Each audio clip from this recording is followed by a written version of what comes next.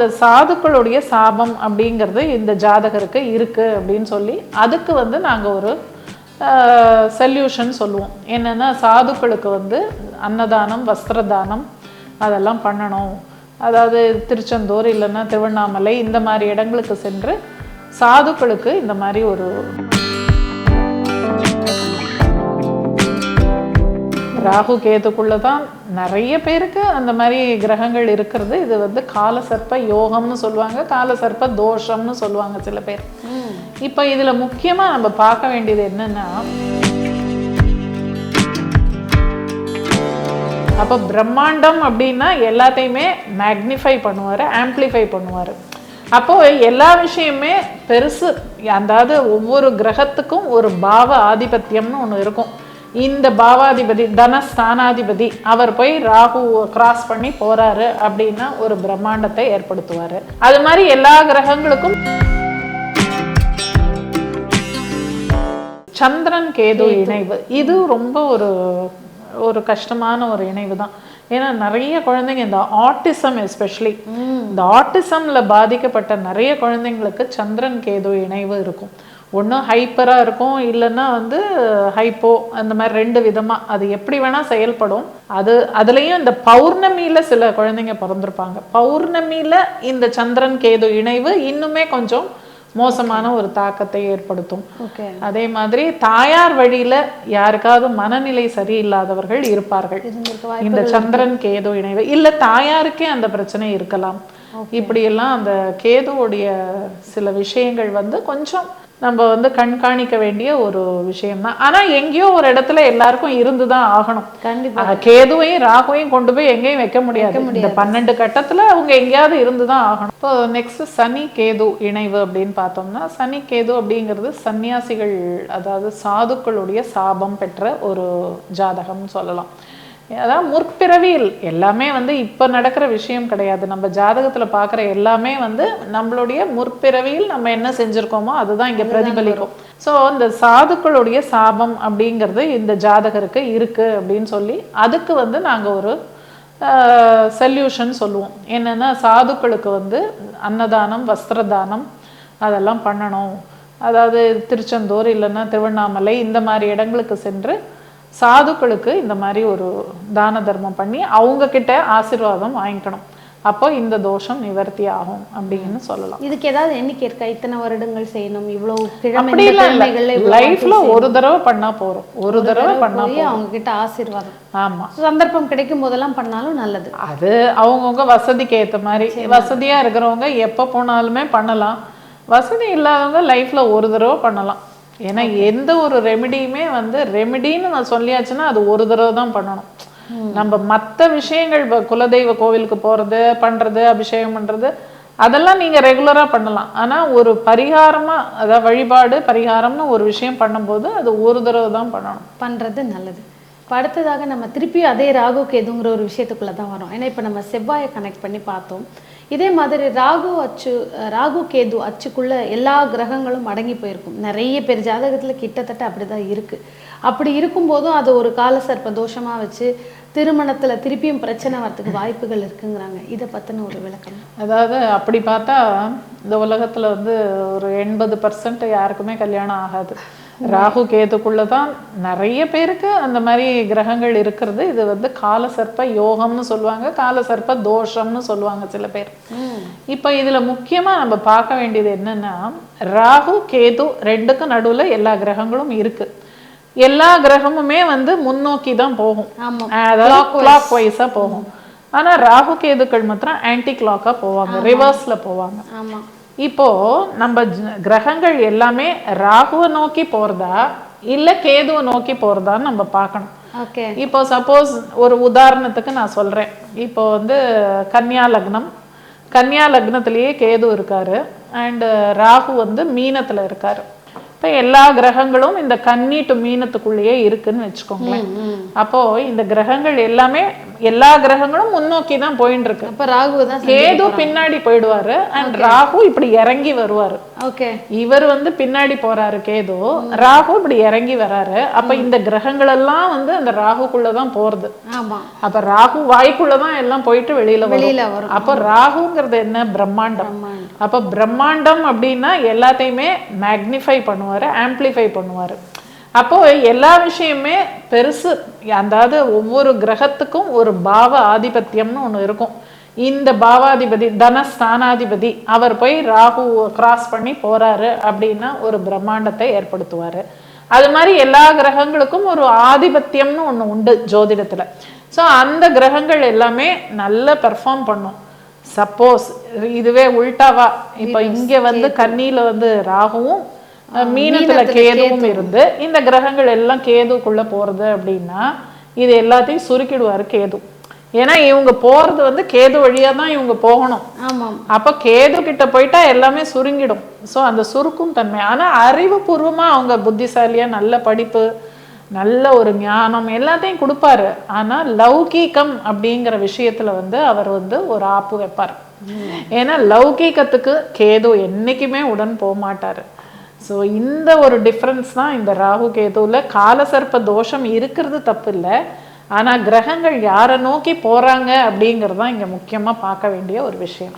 கண்டிப்பாக. ஏன்னா வெறும் அச்சுக்குள்ள இருக்குங்கிறத வச்சு டிசைட் பண்ணாம எது யோகம், அதுலயே யோகமான விஷயமும் இருக்கு, தோஷமான விஷயமும் இருக்கு. அதே சமயம் இந்த ராகுவை நோக்கி போற கிரகங்கள் ரொம்ப பேராசைப்பட்டு, அதாவது ரொம்ப கிரீடுன்னு சொல்லுவாங்கல்ல, ரொம்ப பேராசைப்பட்டு பிரம்மாண்டமா ஒரு விஷயத்த நம்ம பண்ணணும்னு அகலக்கால் வச்சு ராகுவோட மாய வலையிலையும் மாட்டிக்க கூடாது. ஏன்னா ராகு வந்து எப்படின்னா ஆசை காமிச்சு மோசம் செய்வார்.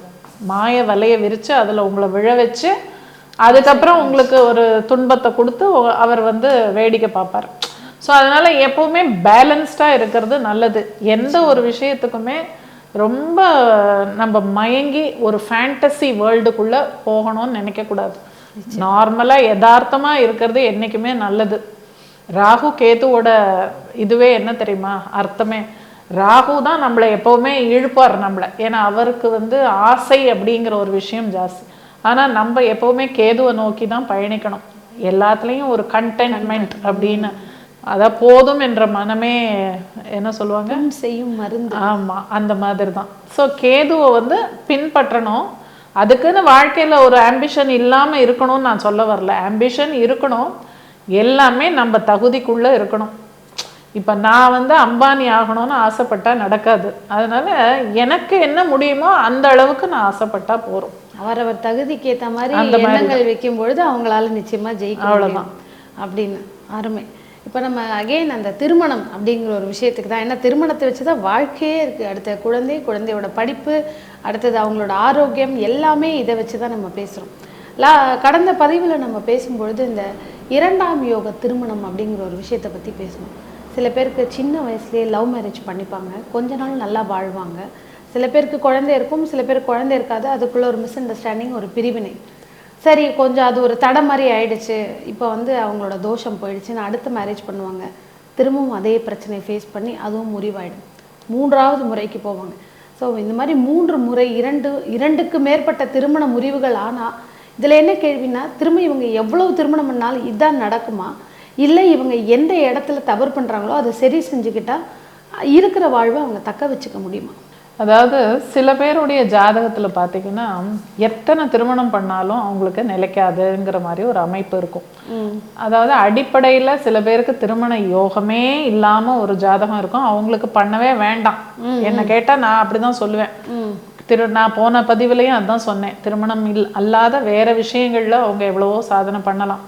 சப்போஸ் இப்போ இவங்களுக்கு வந்து திருமணம் நடக்கிறதுக்கு உண்டான வாய்ப்பு இருக்கு, ஆனா அகெயின் அண்ட் அகெயின் எத்தனை திருமணம் பண்ணாலும் ஃபெயிலியர் ஆகுது அப்படின்னா, அந்த திருமணம் அப்படிங்கிற அந்த சப்தமாதிபதி 7குடையவன் அவன் போய் 12ஆம் இடத்தோட ஒரு தொடர்பு அவனுக்கு வந்துடுது. 12 அப்படிங்கிறது என்ன, நம்மளை விட்டு போற விஷயங்கள் தான் 12. அப்ப அந்த 7குடையவனே போய் 12ஆம் பாவத்தோட ஒரு தொடர்பு வந்து அது பலகால் ராசியாவும் ஆயிடுச்சுன்னு வச்சுக்கோங்களேன். பலகால் ராசி அப்படிங்கிறது கடகம், விருச்சிகம். ஏன்னா இதை வந்து நம்ம பல கால் ராசின்னு நம்ம காலபுருஷ தத்துவத்துல சொல்லுவோம். ஸோ இந்த பாவங்கள் வந்து சம்பந்தப்பட்டு அந்த களத்திர ஸ்தானாதிபதியும் போய் அந்த 12ஆம் பாவம் அதுவும் பலகால் ராசியோட தொடர்பு வைக்கும்போது எத்தனை திருமணம் ஆனாலும் அவங்களுக்கு முறிவு பிரிவு அப்படிங்கிற விஷயம்தான் நடக்கும். 7ஆம் அதிபதி தான், எந்த கிரகம்னு இல்லை, உங்க லக்னத்துக்கு 7ஆம் அதிபதி யாரு, அந்த அதிபதி போய் 12ஆம் பாவத்துல உட்கார்ந்து அது பலகால் ராசியாக இருந்தால் அது வந்து பல முறை இவங்களுக்கு திருமணம் பண்ற மாதிரி ஒரு அமைப்பு வந்துடும். அதான் நீங்க இப்ப சொன்னீங்க கடகம் விருச்சிகம். கடகம் விருச்சிகம் அப்படிங்கிறது பலகால் ராசி. இப்ப ரெட்டப்பட ராசின்னு இருக்கு, அது மிதுனம் மீனம், இது ரெண்டுமே ரெட்டப்பட ராசி. ஸோ இந்த திருமணத்துக்கு உண்டான அந்த 7 அதிபதி வந்து இந்த ரெட்டப்பட ராசியில போய் உட்கார்ந்தா 2 திருமணம் அப்படிங்கிறது ஆரம்பத்திலேயே தெரிஞ்சு போயிடுது நம்மளுக்கு. ஸோ இது மாதிரி நம்ம அந்த ராசி மண்டலத்துக்குள்ள பல விஷயங்கள் நம்ம அதை கனெக்ட் பண்ணி நம்ம பார்க்கணும்.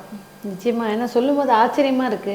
ஏன்னா நிறைய பேருக்கு எவ்வளோ ஆனாலும் வந்து திரும்ப திரும்ப ஒரு தடையாயிட்டு இருக்கு. இது எந்த ஜோதிடருமே சரியா எங்களுக்கு இந்த மாதிரி ஒரு இன்னொரு அமைப்பும் இருக்கு. இந்த அதாவது ஒருவருடைய ஜாதகத்துல 12 குடையவர்னு ஒருத்தர் இருப்பார், 12ஆம் வீட்டு அதிபதி. அவர் போய் 6ஆம் இடத்துல உட்காரும் போது இவங்களுக்குமே எத்தனை திருமணம் பண்ணாலும் நடக்கிறது இல்லை. ஏன்னா 6 12 ஒரு தொடர்போடையே இருக்கு. ஸோ 6 அப்படிங்கிறது வந்து 7ஆம் பாவத்துக்கு விரய பாவம் இல்லையா, 7க்கு 12 தானே 6. அப்போ அந்த விரய பாவத்தோடு ஒரு தொடர்பு இவங்களுக்கு எப்பவுமே இருக்கு. அண்ட் லக்ன பாவத்துக்கு விரயம்ங்கிறது 12. அப்போ இந்த 6ம் 12ம் ஒரு தொடர்பு நிலையிலேயே இருக்கும்போது இவங்களுக்கு திருமணம் அப்படிங்கிறது ரொம்ப கஷ்டமாக தான் இருக்கு. இவங்களுக்கு திருமணமே நடக்கிறது இல்லை. இன்னும் சொல்லப்போனால் இந்த மாதிரிலாம் சில நிறைய விதிகள் எல்லாம் இருக்கு. இந்த திருமணம் அப்படிங்கிறது ஒரு பெரிய காம்ப்ளெக்ஸ் சப்ஜெக்ட். இதை வந்து நிறைய ஓப்பனா நம்ம சொன்னாலும் நேயர்கள் வந்து சில பேர் பயந்து போயிடுறாங்க. அவங்களே அவங்க ஜாதகத்தை பார்த்துக்கிட்டு இல்லை நம்ம குழந்தைங்களுக்கு ஐயோ இப்படி இருக்கே அப்படிலாம் ஏதாவது இந்த மாதிரிலாம் அவங்க யோசிக்க கூடாது. ஆக்சுவலா இது எல்லாமே வந்து நான் எப்பவும் சொல்ற மாதிரி டிஸ்க்ளைமர் சொல்லிட்டே தான் இருக்கேன். கண்டிப்பா எல்லாமே பல விஷயங்களை பார்க்கணும். சேர்த்து ஹஸ்பண்ட் அண்ட் ஒய்ஃப் பேரம் பேத்தியெல்லாம் எடுத்தாச்சு நீங்க சொல்ற மாதிரி. அதுக்கப்புறம் அவங்க 2 பேரும் ஹஸ்பண்ட் அண்ட் ஒய்ஃபை பிரிஞ்சிருக்காங்க. இத்தனைக்கும் அவங்களுக்கு எந்த பணம் காசுக்கு பிரச்சனையோ எதுவுமே இல்லை. ஃபினான்ஷியலி நல்ல ஸ்டேபிளான ஒரு ஃபேமிலி தான். எதுக்காக பிரிஞ்சாங்க அப்படிங்கிறது காரணமே 2 பேருக்குமே தெரியல.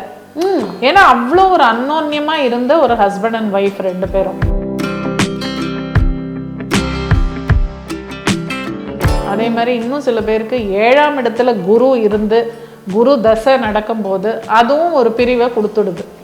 இது குரு வந்து சுபர்னு நம்ம பேசுறோம் இல்லையா, அவரும் வந்து திருமணத்தை பிரிக்கிறதுக்கு அவரும் ஒரு வழி பண்ணுவார்.